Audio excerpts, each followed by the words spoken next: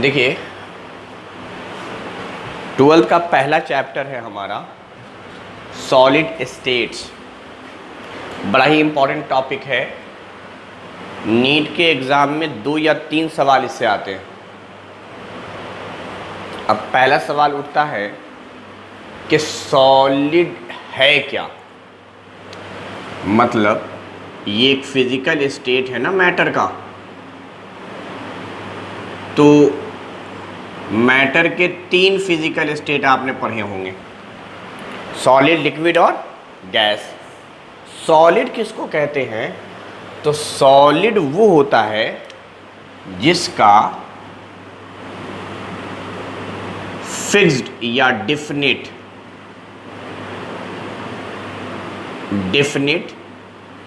Shape हो।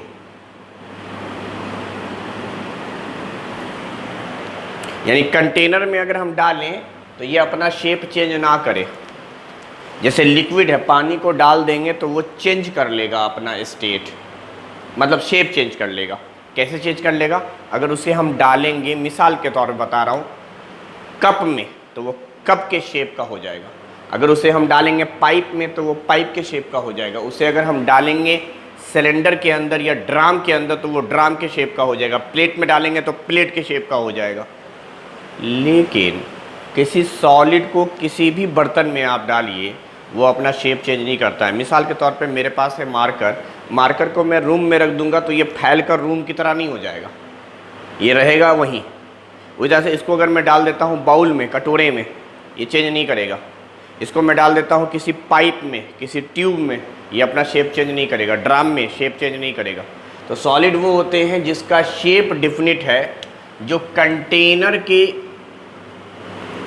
हिसाब से ना बदले, do not change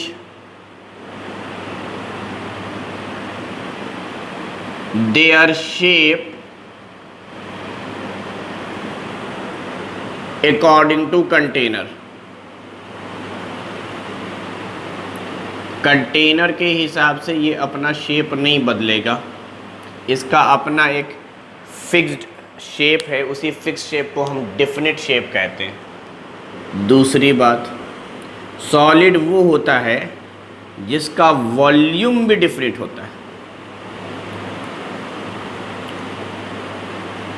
definite volume change नहीं होता है। तो सॉलिड वो होते हैं जिसका ना तो वॉल्यूम चेंज हो ना तो शेप चेंज हो। बाकी सब बातें तो 9th-10th में ही पढ़ी गई हैं कि सॉलिड वो होते हैं जहां पार्टिकल के बीच में फोर्स ऑफ अट्रैक्शन सबसे ज़्यादा होता है, यानी strong force of attraction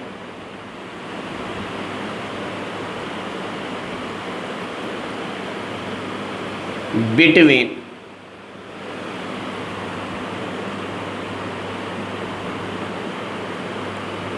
particle of matter।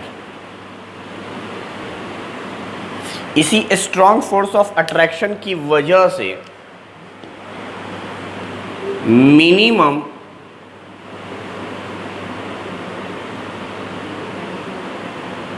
Intermolecular space होता है। मिनिमम इंटरमॉलिक्यूलर स्पेस, उतारिए, इंटरमॉलिक्यूलर स्पेस बहुत कम होता है।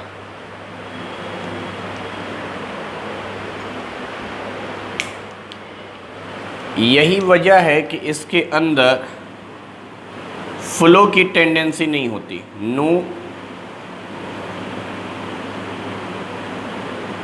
टेंडेंसी टू फ्लो की टेंडेंसी नहीं होती। फ्लो की टेंडेंसी को फ्लूइडिटी भी कहते हैं। इसका मतलब नो फ्लूइडिटी, फ्लो नहीं करेगा।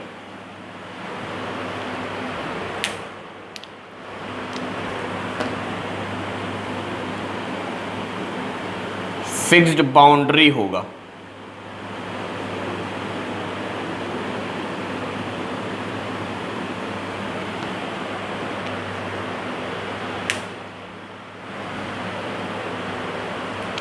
सॉलिड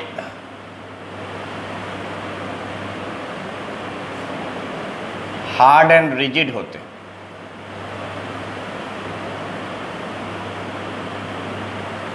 प्रेशर का असर नहीं होता, इसलिए इन कंप्रेसिबल होते हैं, इनकम्प्रेसिबल मतलब नो इफेक्ट ऑफ प्रेशर।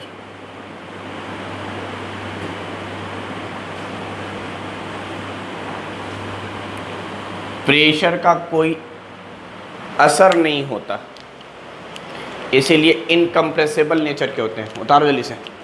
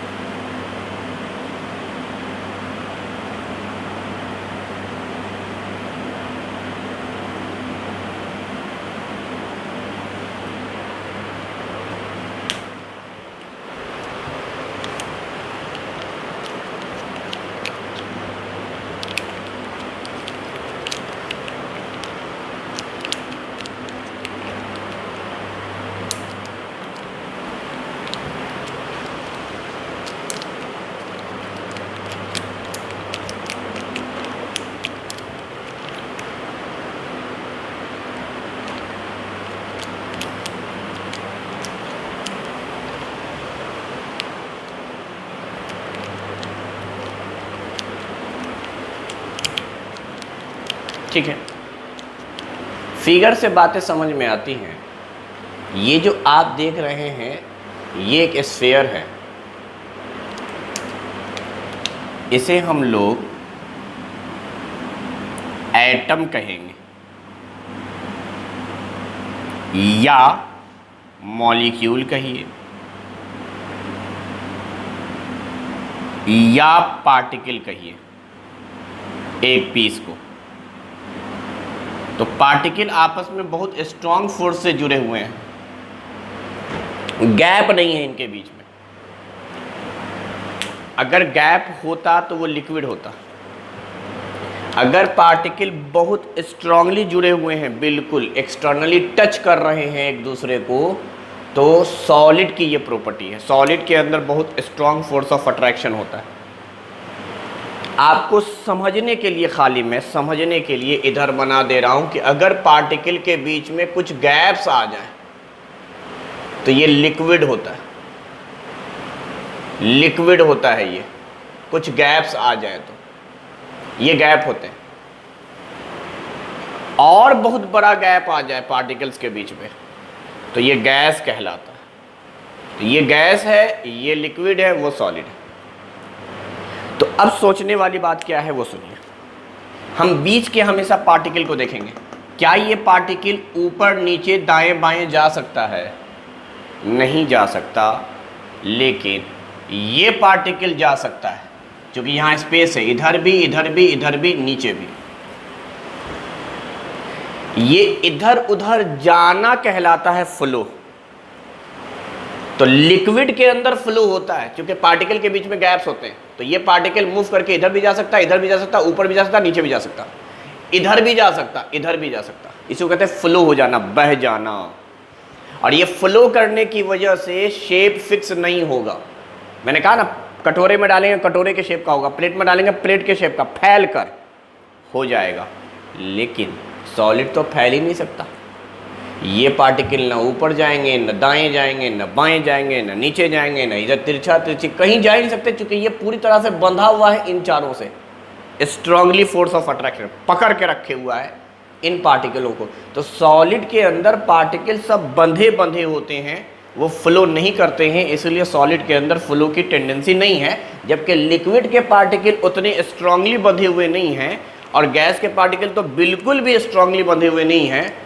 तो इनके बीच में गैप्स हैं, गैप्स की वजह से ये फ्लो करेगा, और फ्लो करने की वजह से इसको जिस बर्तन में डालेंगे उस बर्तन के तरह हो जाएगा। पाइप में डालेंगे पाइप की तरह, ड्रम में डालेंगे ड्रम की तरह, कप में डालेंगे कप की तरह, गिलास में डालेंगे गिलास की तरह। लेकिन सॉलिड नहीं, इसको डाल दो कहीं भी यही रहेगा, ये फैलेगा नहीं। कि कटोरे में डाला तो ये फैल के कटोरे कितना बड़ा हो जाए, प्लेट में डालें तो ये प्लेट नहीं, ये इसकी ज्योमेट्री फिक्स्ड है, यही हार्ड एंड रिजिड फिक्स्ड है।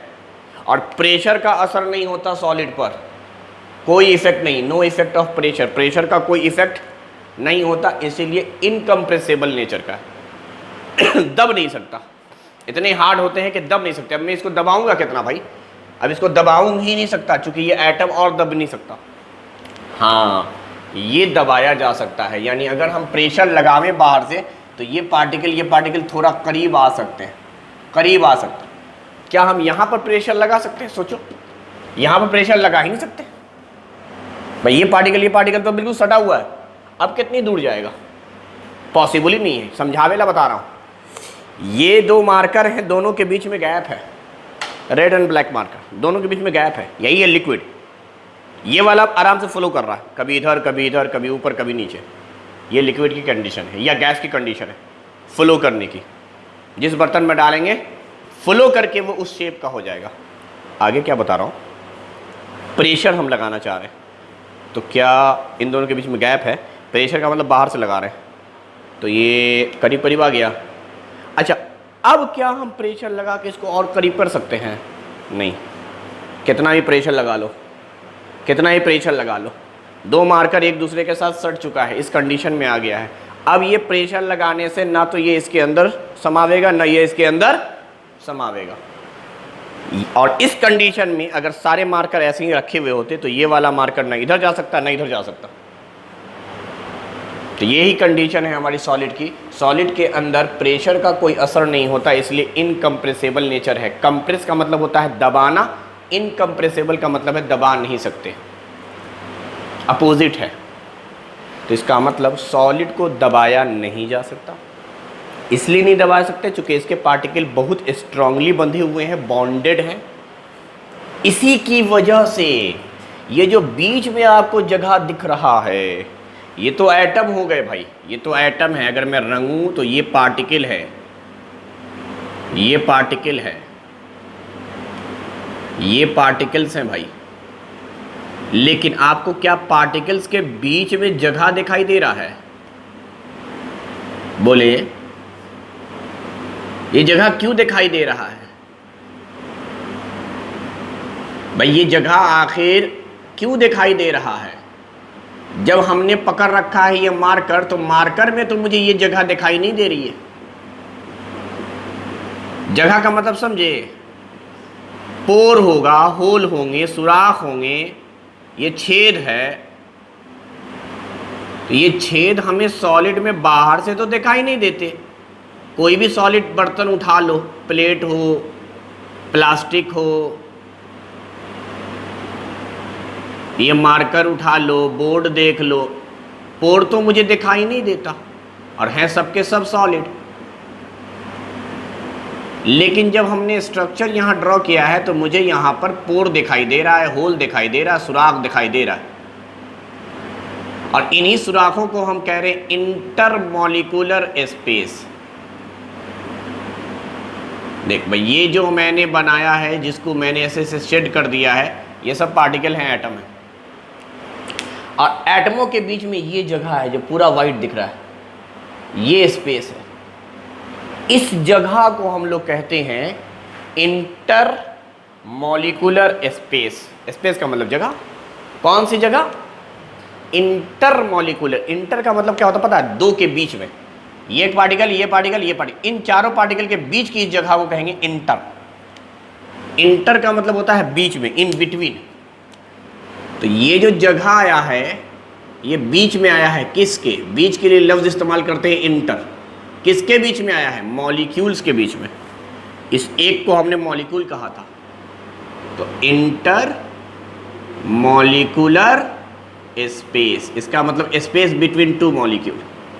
इसके अगर माने को समझें इंटर मॉलिक्यूलर स्पेस को, तो हम लोग कहेंगे स्पेस मतलब खाली जगह, स्पेस बिटवीन मॉलिक्यूल्स। अब चाहे 2 मॉलिक्यूल हो या 3 हो या 4 हो के बीच की जगह।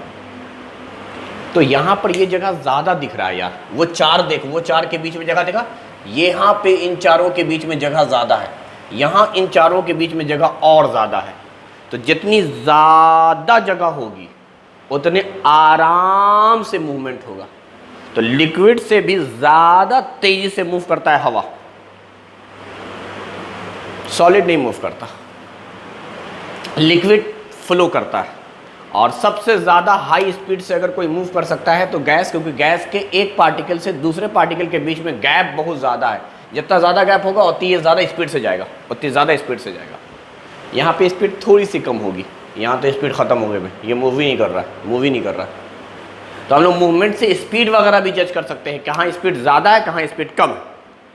बहरखैर, तो ये हमने ऐसे ही बताया कि देख सॉलिड की प्रॉपर्टी जो है उसकी बाउंड्री फिक्स्ड है, रिजिड है, हार्ड है, इनकम्प्रेसिबल नेचर का है, शेप वॉल्यूम नहीं बदलता कभी भी, फोर्स ऑफ अट्रैक्शन स्ट्रांग है, बहुत कम, सबसे कम इंटरमॉलिक्यूलर स्पेस होता है।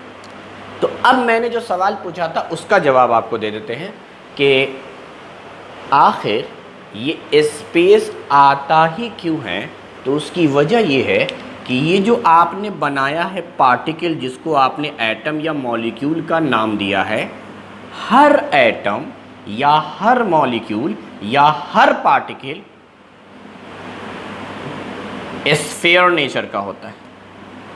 ईच पार्टिकल, चाहे पार्टिकल बोलो, चाहे एटम बोलो, चाहे मॉलिक्यूल बोलो, each particle is spherical in nature. अब देखो बोर्ड पर स्फेरिकल बनाना बड़ा मुश्किल है, स्फेरिकल इन नेचर बस लिख लेंगे कि हम स्फेयर टाइप का होता है। बोर्ड पर स्फेयर बनना मुश्किल है, बोर्ड पर बनेगा सर्किल, जैसे ये सब है। और स्फेयर आप समझिएगा जैसे ऊन का गोला या प्लास्टिक का कोई बॉल ले लो, चाहे क्रिकेट का बॉल ले लो, कॉस्को का ले लो, फुटबॉल ले लो, कोई भी, वो स्फेयर है बेटा। तो एटम वैसा ही होता है, पूरा स्फेयर टाइप का। तो जो स्फेयर टाइप के होते हैं उनके बीच में स्पेस आते हैं, लेकिन मैं अभी स्फेयर नहीं बना रहा हूँ। मान लो हमारे पास पार्टिकल होता स्क्वायर या रेक्टेंगल टाइप का। मान लो ये एक फिगर है, मैथ में पढ़े होगा, स्क्वायर या रेक्टेंगल मान लेते हैं, कौन गोल गोल घुमावेगा। या क्यूबाइड टाइप का, माचिस का डब्बा हो गए, या लकड़ी का कोई टुकड़ा ले लिया, यही जिस बेंच पे बैठे हुए हैं ये बेंच। तो अगर इस तरह का होता तो एक पार्टिकल ये हो गया, अगला पार्टिकल यार ये हो गया, उसका अगला पार्टिकल ये हो गया। अगर बहुत स्ट्रांगली इनको जोड़ें सबको, अगला पार्टिकल ये हो गया, अगला पार्टिकल ये हो गया, अगला पार्टिकल ये हो गया। तो क्या पता चला कि यार अगर स्ट्रॉन्ग फोर्स ऑफ अट्रैक्शन से मैं सारे पार्टिकल्स को जोड़ने पर आ जाऊं तो इसमें तो स्पेस कभी बनेगा ही नहीं, ये कभी स्पेस रहेगा ही नहीं। सारे एटम हैं, सब एटम जो हैं वो अगर रेक्टेंगल या क्यूब या क्यूबाइड टाइप के होते या स्क्वायर टाइप के होते तो उनके बीच में कभी स्पेस। लेकिन अगर एटम सर्किल की तरह है या स्फीयर की तरह है, अब दूसरे को तुम जोड़ दो, अरे कितना भी स्ट्रॉन्ग जोड़ोगे इस पॉइंट से टच कराओगे, इस कर्व की वजह से, यहां स्ट्रेट लाइन है, यहां कर्व है, इस कर्व की वजह से गैप आया है। अब तीसरे को कहाँ रखोगे, कैसे रखोगे कि गैप ना आवे? भाई तीसरे को रखोगे अगर तुम तो इनमें गैप तो आना लाजमी, गैप तो आना लाजमी, गैप तो आएगा ही, कर्व की वजह से गैप आता। आप चौथे को फिर यहां रखना चाहते हैं, कितना भी स्ट्रांगली जोड़ो गैप तो आवेगा। तो गैप जो आया है वो स्फेरिकल नेचर की वजह से आया है। अगर एटम में स्फेयर नहीं होते तो गैप नहीं आते, और गैप हर जगह है बेटा, गैप हर जगह है। कहीं गैप थोड़े कम होते हैं, कहीं गैप ज़्यादा बड़े होते हैं। ज़रूरी नहीं है कि जो चीज़ आपको दिखाई नहीं दे रही है वो होती नहीं है। इसमें आपको गैप नहीं दिखाई दे रहा है, इसका ये मतलब नहीं कि इसके अंदर गैप्स नहीं है। इसके अंदर भी एटम है और एक दूसरे से इसी तरीके से जुड़े हुए हैं और इनके बीच बीच में गैप्स हैं, मगर वो गैप इतने छोटे हैं कि आपकी आँख उसको नहीं देख पा रही है। एक मैं मिसाल देता हूँ, आँख नहीं देखती है लेकिन चीज़ें होती हैं। जैसे मैं कहूँ कि आप चढ़ जाइए 10 मंजिला इमारत के ऊपर, छत पर हैं आप, और आपका दूसरा दोस्त जो है वो ज़मीन पर है, यानी 10 मंजिले इमारत के नीचे, और आप खड़े हैं 10 मंजिले इमारत के ऊपर की छत पर। और वो कर क्या रहा है, बालू का एक टीला है, उसमें से एक बालू का दाना उठाता है, या चीनी है उसमें से एक चीनी का वो दाना उठाता है और अपने हथेली पर रख कर बोलता है देखो क्या है मेरे हाथ में। आपको दिख ही नहीं रहा, इतना छोटा है वो कि उस ऊंचाई से आपको वो दिखाई, उस बंदे को दिखाई दे रहा है जिसके हाथ में वो है, वो देख सकता है चूंकि डिस्टेंस कम है। तो कई बार ताल्लुक जो है वो साइज़ के साथ साथ डिस्टेंस का है। बहुत दूर पे रखी हुई चीज़ भी हमें दिखाई नहीं देती है, या साइज़ अगर छोटा है तो दिखाई नहीं देती है। यहाँ दोनों बातें हैं। साइज़ बहुत छोटा होता है इन स्पेसेस का, और हम एक्चुअली क्या है ना, माइक्रोस्कोप से देखेंगे तो दिखेगा, अदरवाइज़ ये शेप, ये जो इंटरमॉलिकुलर स्पेस है वो दिखाई नहीं देता है। ये पता कैसे चलता है, आपको पसीना आता होगा, वो जो पसीना आता है वो जिस्म के अंदर से पानी बाहर निकल रहा है, बाहर का पानी नहीं है। ये मत सोचिएगा कि आसपास का पानी आके मेरे चेहरे पे चिपका है, अंदर से निकल रहा है। तो भाई अंदर से निकल रहा होगा तो ये चमड़ा है मेरा, स्किन, इसमें तुमको छेद तो नहीं दिख रहा, और इसमें सुराख उराख तो दिख नहीं रहा, लेकिन पानी तो आता है, पसीना तो दिखता है। तो पसीना कैसे आया, ज़रूर सुराख होगा तब तो पानी निकला। पानी को चाहिए स्पेस निकलने के लिए, तो अंदर का पानी अगर बाहर निकल रहा है तो इसका मतलब इसमें ज़रूर स्पेस है जो आपको बाहर से दिखाई नहीं देता। और मैं एक मिसाल के तौर पे बता रहा हूँ, आपको दिखाई क्यों नहीं देगा, कैसे नहीं देगा। जरा सोचो, अगर इन एटमों को, जो एटम बहुत छोटे होते हैं, एटम तक दिखाई नहीं देता, अगर मैं इन एटमों को छोटा कर दूं, अभी तो मैंने बड़ा बड़ा बनाया ताकि स्पेस आपको अच्छा खासा दिखे, अब इन्हीं एटमों को अगर मैंने छोटा कर दिया,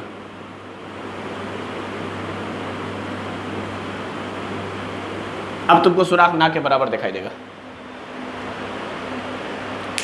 ये तो अपने हाथ में है सुराख, कि आपको दिखे कि ना दिखे। अगर इन एटमों को मैं और छोटा कर दूं, स्पेस देखना बंद हो जाएगा, और जितना बड़ा एटम बनाऊंगा स्पेस उतना बड़ा दिखेगा। तो एटम के साइज पर भी डिपेंड करता है हमारा, अरे बोलो ना, स्पेस। तो स्पेस दिखे चाहे न दिखे, ये मान के चलेंगे कि एटम है तो स्पेस होगा। तो इतना बड़ा स्पेस दिख रहा है, तो एटम का साइज अगर बड़ा दिखेगा तो स्पेस भी बड़ा दिखेगा, एटम का साइज अगर छोटा दिखेगा तो स्पेस भी। तो एटम बहुत छोटा है बेटा, हम लोग ठीक से एटम को ही नहीं देख पाते, एक एटम को ही नहीं देख पाते, तो स्पेस को कहाँ से देखेंगे। मगर स्पेस होता है, ये मानकर चलना है। तो ये मैंने अभी आपको सिर्फ सॉलिड का एक स्ट्रक्चर बताया और रीज़न बताया कि सॉलिड के अंदर ये प्रॉपर्टी जो भी है इसके स्ट्रक्चर की वजह से है। सॉलिड के पार्टिकल करीब करीब होते हैं, इसीलिए मूव नहीं कर सकता। जब ये मूव नहीं करेगा तो इसकी फिक्स ज्योमेट्री होगी कि डिफिनिट शेप लिखने के बाद दो चीज़ हम और लिखते हैं कि सॉलिड एक ऐसा फिजिकल स्टेट है मैटर का जिसका शेप तो फिक्स है ही, साथ में ज्योमेट्री भी फिक्स है, फिक्स ज्योमेट्री है। एक ही बात होता है, शेप बोलो ज्योमेट्री बोलो, इसकी ज्योमेट्री या शेप फिक्स्ड है। बाउंड्री फिक्स्ड होता है, फोर्स ऑफ अट्रैक्शन बहुत ज्यादा है, मिनिमम स्पेस है। एक लास्ट बात कहा जाता है, फ्लो तो ये नहीं करता मगर वाइब्रेट करता है। अब ये वाइब्रेट का मतलब क्या है? मतलब ये है कि देख, ये ब्लू वाला मार्कर रेड के पास तो नहीं आवेगा, करीब करीब तो नहीं आवेगा ना, नहीं इधर जाएगा। वाइब्रेट में और फ्लो में फ़र्क समझना। अभी हमने इन तीनों को कुछ गैप पर रख दिया, मान लिया जाए, तो क्या ये ब्लू वाला अपना पोजीशन चेंज कर सकता है? हाँ कर सकता है। ये ब्लू वाला जाकर रेड से सट जाए या ब्लू वाला जाके ब्लैक से सट जाए, इसके पास तो स्पेस है। इसकी पोजीशन वैसे ये थी, अपनी पोजीशन चेंज किया ना, तो इसको कहते हैं हम लोग कि भाई अपनी पोजीशन को चेंज कर रहा है पूरा। ये बाहर का स्ट्रक्चर है, बाहर का स्ट्रक्चर चेंज किए बिना, तो इसको हम लोग क्या कह रहे हैं? इसको हम लोग कह रहे हैं कि ये फ्लो कर रहा है। देख इधर गया इधर गया, अब समझना, अब समझना। अगर यही सॉलिड बन जाए तो क्या ये ब्लू वाला अपना पोजीशन चेंज कर सकता है? कर सकता है। कब करेगा? ध्यान सुने, जब हम इस पूरे को उठाकर इधर इधर करें, यानी पूरा का पूरा सॉलिड नचावे लगे, इसको कहते हैं वाइब्रेशन। पूरा का पूरा सॉलिड मूव करे, पूरी बॉडी मूव करे। अरे मैं अपनी जगह पे खड़ा हुआ हूं, मेरी किडनी दूसरे किडनी को जाके ना मार रही है, कहेंगे किडनी इमरान सर की यहाँ पे और यहाँ पे है, ठीक बात, बड़ी अच्छी बात है। अब मूव कराना है तो इमरान सर को मूव करा दो भाई, हो गया किडनी मूव। तो पूरे का पूरा सॉलिड अगर इधर उधर मूव करे, this is called vibration, this is called vibration. कंपन, कंपन। एक तार लिया, उसको मार दिया ऊपर नीचे ऊपर नीचे ऊपर नीचे ऊपर नीचे, पानी में ढेला मार दिया, एक तरंग उठी। समझ में आ रहा है? यही फेनोमेना होता है, पूरे के पूरे सॉलिड बॉडी के अंदर मोशन आ जाए तब कह सकते हैं कि ये पार्टिकल मूव करेगा, बट उस मोशन को वाइब्रेशन कहा जाता है। तो सॉलिड के जो पार्टिकल हैं वो वाइब्रेट करते हैं, यानी particle of solid, particle of solid vibrate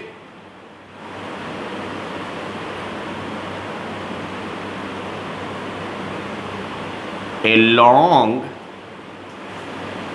its mean position। तो सॉलिड के पार्टिकल वाइब्रेट करते हैं, ना कि फ्लो करते हैं। वाइब्रेट कर सकते हैं, वाइब्रेट करने पर इनका शेप ज्योमेट्री फिक्स ही रहेगा, चेंज नहीं होगा।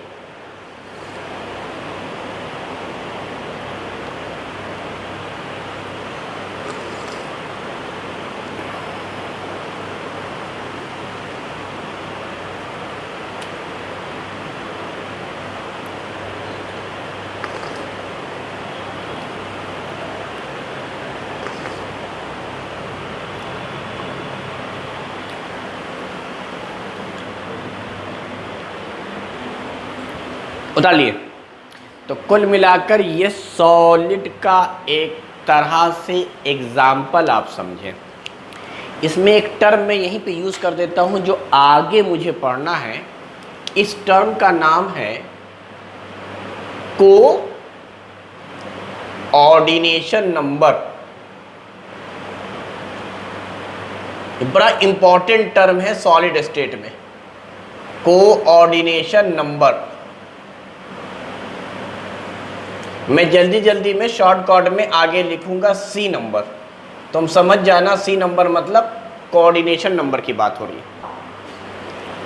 पहली बार पूरा लिख दिया कोऑर्डिनेशन नंबर, आगे जब भी आएगा तो मैं लिखूंगा सी नंबर, सी से कोऑर्डिनेशन नंबर, एनओ लिख देता हूँ। हाँ, कोऑर्डिनेशन नंबर किसको कह रहे हैं तो समझेगा। मेरा अगर कोऑर्डिनेशन नंबर जानना है तो मैं कितने लोगों से टच हूँ, टच ये ज़रूरी है। कांटेक्ट में आना मतलब टच होना। मेरे साथ अगर कोई आदमी है और वो बिल्कुल सटा हुआ है तो मैं कहूंगा मेरा कोऑर्डिनेशन नंबर 1 है। दो लोग सटे हुए हैं, मेरा कोऑर्डिनेशन नंबर, पहले ये समझेंगे फिर डिफिनेशन पे आवेंगे।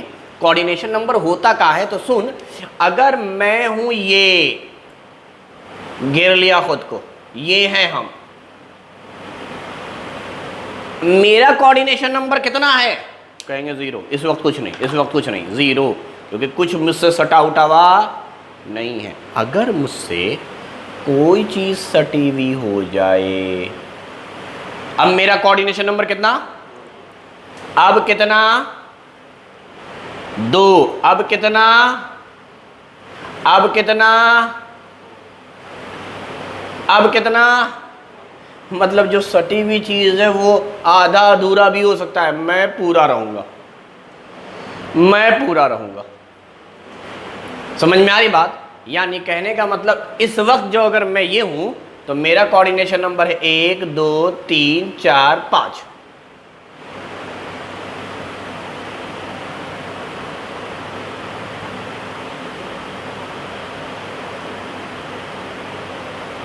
इन एटमों से कोई लेना देना है मुझे? कोई लेना देना नहीं, टच है ही ना। तो कोऑर्डिनेशन नंबर कौन डिसाइड कर रहा है? मैं नंबर लिख देता हूं ताकि पता चले। कोऑर्डिनेशन नंबर ये है 1, ये है 2, इसने टच किया तो इसको 3 काउंट करेंगे, इसने टच किया तो 4, इसने टच किया तो 5। जो नहीं टच कर रहा है मुझे उसको हम काउंट नहीं करना है। समझ में आ रही बात? अच्छा एक बात और यहीं पे समझते हैं, यहीं पे समझते हैं, यहीं पे समझते हैं। अगर मैं खुद को पूरा ना मानता, अभी तो मैंने पूरा माना है, अगर मैं खुद को आधा मान लूं, देख ये पूरा जो था वो एक एटम था, एक कंप्लीट एटम बोल या एक स्फीयर बोल, पूरा फुटबॉल टाइप का, बॉल टाइप का, ऊन का गोला टाइप का, उसको बीच से काटा गया।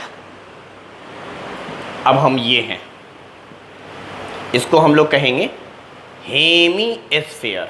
हेमी स्फीयर, एक होता है स्फीयर, एक होता है हेमी स्फीयर, या आधा एटम।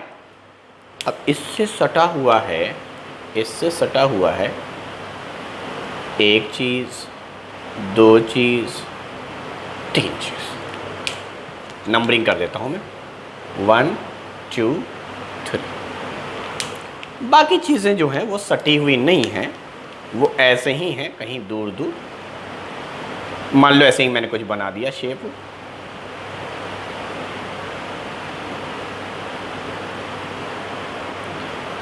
ये एक अलग क्वेश्चन है, ये अलग क्वेश्चन है, और जिसको मैंने शेड किया है उसके रेस्पेक्ट में कोऑर्डिनेशन नंबर बताना है मुझे।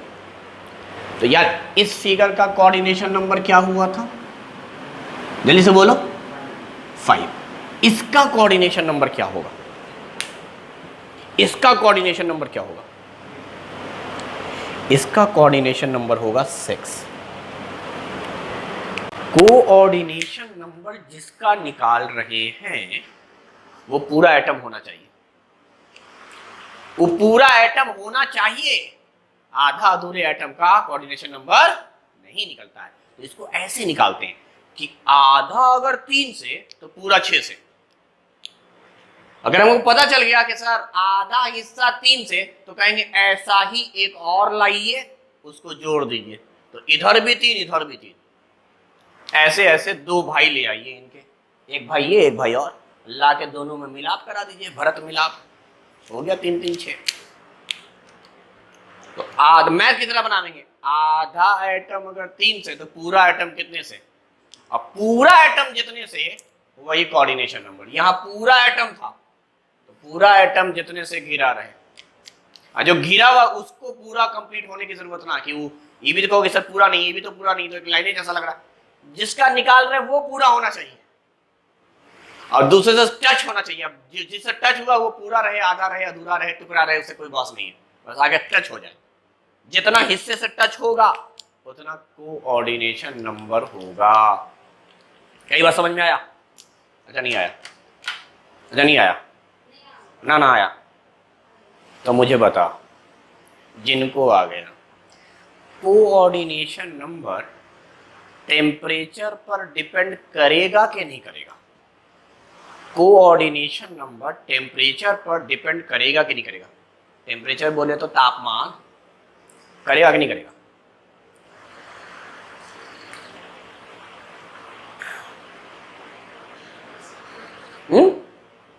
पक्का? कसम से?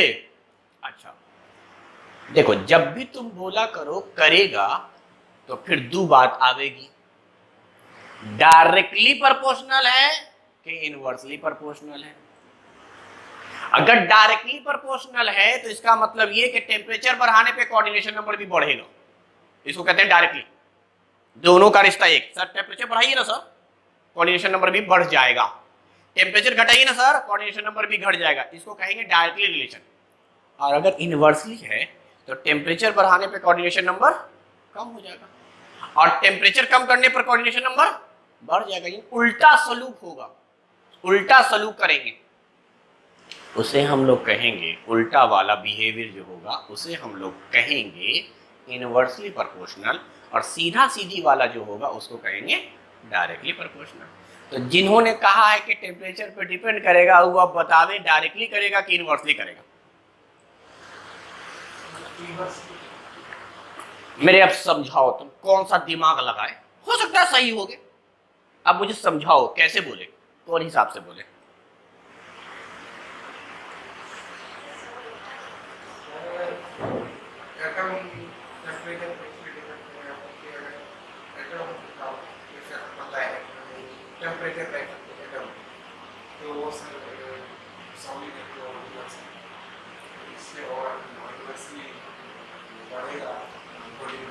तो बोल सही रहा, समझा ना पा रहा है, बेवकूफ आदमी। कितना बढ़िया बात बोला है लेकिन बोल नहीं पाया। बैठ, हम समझ गए, बहुत बढ़िया बात बोला कि सर टेम्परेचर का इफेक्ट हमको पता है, और टेम्परेचर का क्या काम है, जब कहीं भी टेम्परेचर देंगे ना एटम दूर दूर भागेगा।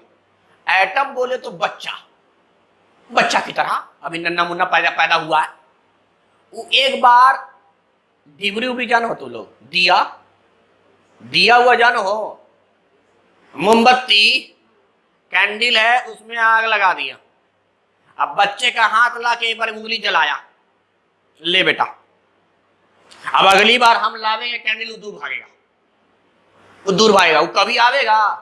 तो एक कैंडल हो गया तेरा टेम्परेचर, गर्मी देता है, आग है। एटम हो गया वो बच्चा, जैसे ही हम आग देंगे एटम दूर दूर बॉन्ड टूटेंगे, इसीलिए तो सॉलिड बन जाए लिक्विड। अगर मैं इसमें टेम्परेचर दूंगा तो ये दोनों जो अभी जुड़े हुए हैं थोड़ा थोड़ा और दूर दूर भागेंगे, स्पेस बढ़ेगा और सॉलिड बन जाएगा लिक्विड। और टेम्परेचर देंगे तो जो दूर दूर हुए तो वो और दूर दूर हो जाएंगे, तो बन जाएगा गैस। तो जरा दिमाग लगा, जब हम टेम्परेचर देंगे तो जो जुड़ा हुआ था वो कोऑर्डिनेशन में काउंट हो रहा था, इसके कोऑर्डिनेशन में काउंट हो रहा था जो भी जुड़ा हुआ था। टेम्परेचर दिया, अब कहां काउंट होगा, अब कहां काउंट होगा। यानी अगर मैं टेम्परेचर इसको दे दूं तो हो सकता है ये जो 5 आप देख रहे हैं 1 2 3 4 5, इनमें थोड़ा सा 1-2 बॉन्ड टूट जाए, शायद 1 वाला अलग हो जाए या 2 वाला अलग हो जाए या तो पांचों अलग हो जाए, तो कोऑर्डिनेशन नंबर 0। या अभी एक अलग हुआ है, बाकी ये 2 3 4 5 नंबर वाले जुड़े हुए हैं, तो एक तो कम हो गया कोऑर्डिनेशन नंबर। फिर टेम्परेचर और बढ़ाया तो और कम हुआ। तो टेम्परेचर पर डिपेंड करता है कोऑर्डिनेशन नंबर और उल्टा डिपेंड करता है, यानी इनवर्सली प्रोपोर्शनल। क्योंकि हमको तो सटाना था और टेम्परेचर देकर हम हटाते हैं, दूर भगाते हैं, इसीलिए इनवर्सली प्रोपोर्शनल है। अगली बात, अगर हम ठंडा करें तो क्या होगा, टेम्परेचर कम करें तो हीट निकाले, टेम्परेचर कम करने का मतलब हीट निकाल दे, गर्मी निकाल दे, कूल कर दे, ठंडा कर दे, तो क्या होगा सर, पार्टिकल करीब करीब आ जाएंगे। हमने देखा है, पानी को रख दीजिए फ्रीज में, पानी के मॉलिक्यूल्स करीब करीब आके सट जाएंगे और सॉलिड फॉर्म हो जाएगा। तो इसका मतलब अगर आप ठंडा करते इसको तो हो सकता था ये सब जो गोला आपको दिख रहा ये आके सड़ जाता, ठंडा करने पे करीब करीब हो जाता, यहां पर ये सब गोले आके टच हो जाते हैं। तो ठंडा करने पर मॉलिक्यूल करीब करीब आते हैं और जब करीब करीब आते हैं तो कोऑर्डिनेशन नंबर बढ़ता है। तो इसका मतलब टेम्परेचर कम किया, कोऑर्डिनेशन नंबर बढ़ गया, टेम्परेचर बढ़ाया, कोऑर्डिनेशन नंबर कम हो गया। तो बस सिंपल सा लॉजिक है, टेम्परेचर बढ़ावेंगे पार्टिकल दूर दूर चला जाएगा, जब दूर दूर चला जाएगा कोऑर्डिनेशन नंबर घट गया सर। ठंडा किया, पार्टिकल करीब करीब आया, कोऑर्डिनेशन नंबर बढ़ गया। इसलिए डिफरेंशियल की बात नहीं की, पहले समझ लेंगे पूरी बात। अगली बात, प्रेशर के साथ रिश्ता है क्या? अच्छा आप समझावे ला बता दे। जब भी हम प्रेशर बोलेंगे तो समझियो बाहर से लगाया गया है प्रेशर, यानी कोई ये है ना मॉलिक्यूल, अब हम प्रेशर बोलेंगे तो अंदर का नहीं, हम जो बाहर से लगा रहे हैं एक्सटर्नल प्रेशर, हम उसकी बात कर रहे हैं। इसके ऊपर जो हम प्रेशर लगा रहे हैं, इसके ऊपर जो हम प्रेशर लगा रहे हैं बाहर से, यानी ऑब्जेक्ट पे बाहर से जो आप फोर्स लगाइएगा तो फोर्स पर यूनिट एरिया को हम लोग प्रेशर बोलते हैं। तो प्रेशर का कोई रोल है क्या? क्या प्रेशर से कोऑर्डिनेशन नंबर इफेक्टेड होगा या नहीं होगा, ये पूछना चाहते हैं। प्रेशर से कोऑर्डिनेशन नंबर इफेक्टेड होगा, फर्क पड़ेगा उस पर या नहीं पड़ेगा?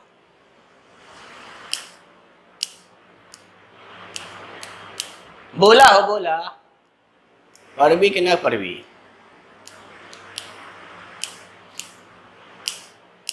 बाप रे कितना खतरनाक सवाल पूछ दिया, मुंह बारह बेवकूफ आदमी। बोलना पड़ेगा सर, 100% पड़ेगा और डायरेक्टली पड़ेगा। जब प्रेशर लगावेंगे और मैंने बोला बाहर से, तो ये सब पार्टिकल जो दूर दूर रही, इसके पास जगह है फ्लो करेला, ये आके टच कर जाएगा।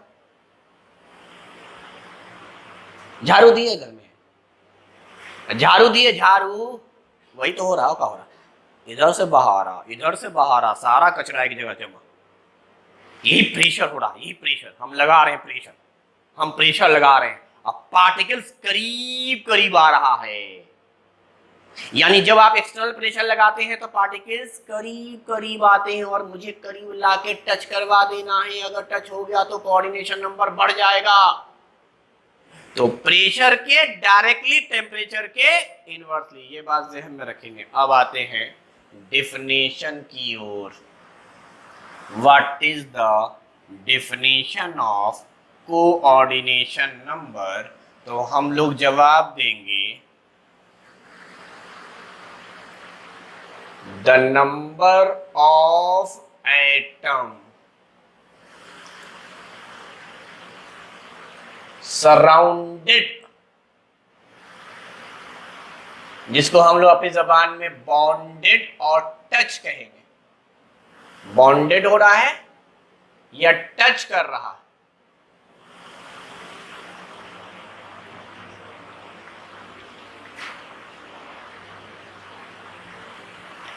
टच कर रहा है किसको? On one complete atom.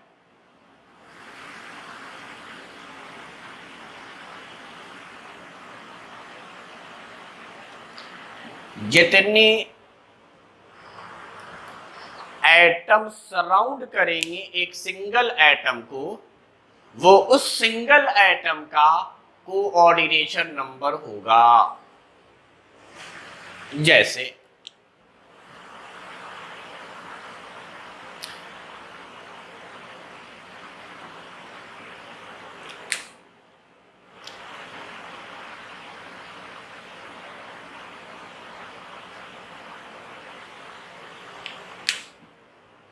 दो तीन फिगर बना लेंगे just for better understanding. This is your number 1, this is number 2, यानी कोऑर्डिनेशन नंबर 2 है इस एटम का।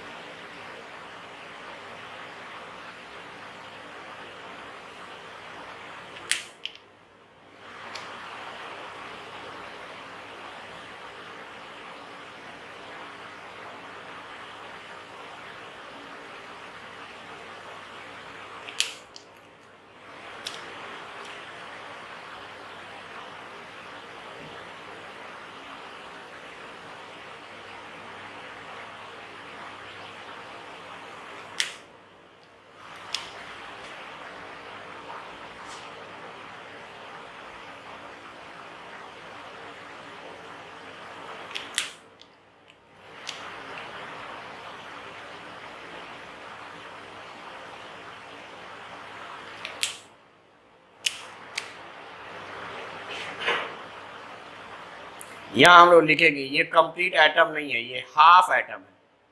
Half atom is surrounded by, घिरा हुआ है,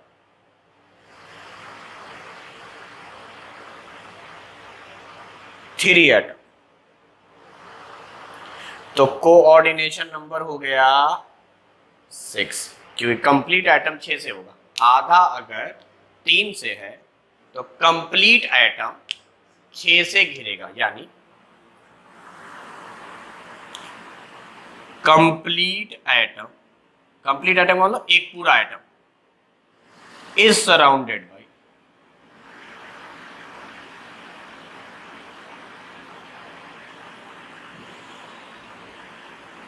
सिक्स एटम। और एक कंप्लीट एटम जितने एटम से घिरा रहे वही कोऑर्डिनेशन नंबर है।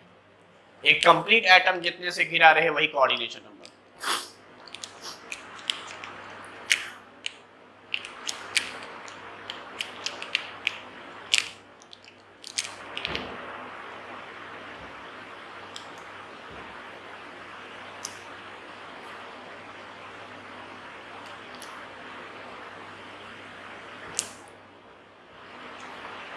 अरे जो फिगर बनाया इसमें कोऑर्डिनेशन नंबर क्या दिख रहा तुमको?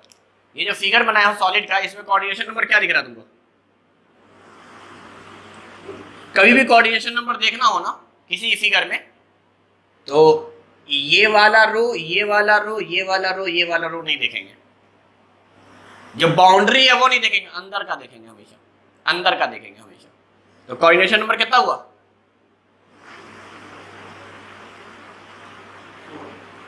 कोऑर्डिनेशन नंबर 4 हुआ। कोई भी एटम पकड़ लेंगे, मिसाल के तौर पे अंदर का पकड़ना, ये पकड़ लिया तो इससे टच हो रहा है, ये इसका चेक कर रहे हैं मान ले। तो ऊपर टच किया 1, ये टच किया 2, ये टच किया 3, ये टच किया 4, ये वाला इसको टच नहीं किया मैंने इसका देखा।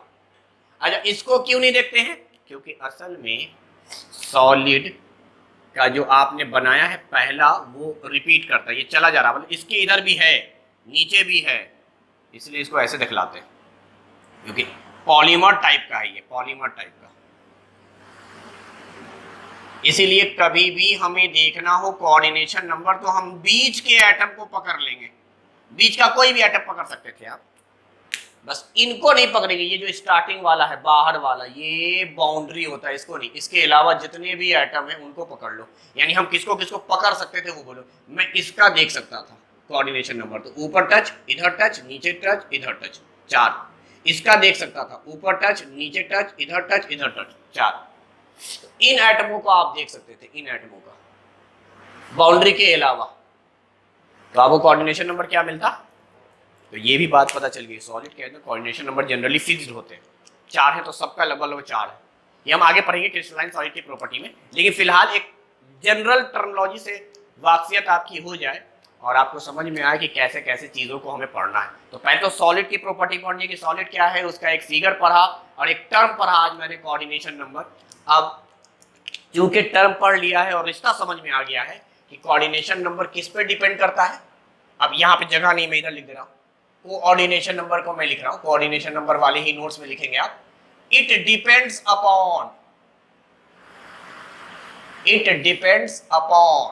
किन चीजों पे डिपेंड करता है? Number 1 temperature and number 2 pressure.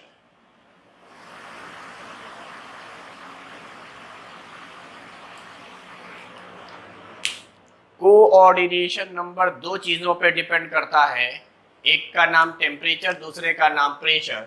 और मैं यहीं पे रिश्ता लिख दे रहा हूं जो बताया है कि कोऑर्डिनेशन नंबर जो है वो डायरेक्टली प्रोपोर्शनल है प्रेशर के। अगर आप प्रेशर बढ़ाइएगा तो कोऑर्डिनेशन नंबर बढ़ेगा, और टेम्परेचर के इनवर्सली प्रोपोर्शनल है।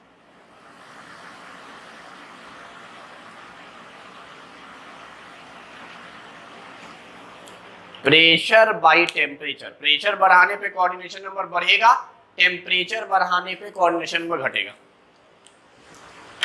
और जरूरी नहीं कि हर चीज रटी जाए, हमको कोशिश ये करनी है कि समझे। इसीलिए मैं आपको समझा रहा था एग्जांपल देके कि देख टेम्परेचर देंगे दूर दूर जाएगा तो कोऑर्डिनेशन नंबर घट गया, टेम्परेचर कम करेंगे तो मॉलिक्यूल करीब करीब आएगा, कोऑर्डिनेशन में बढ़ जाएगा। अब प्रेशर में भी यही है, झाड़ू वाला स्टाइल, प्रेशर में भी यही है, प्रेशर बढ़ा देंगे कोऑर्डिनेशन में बढ़ जाएगा।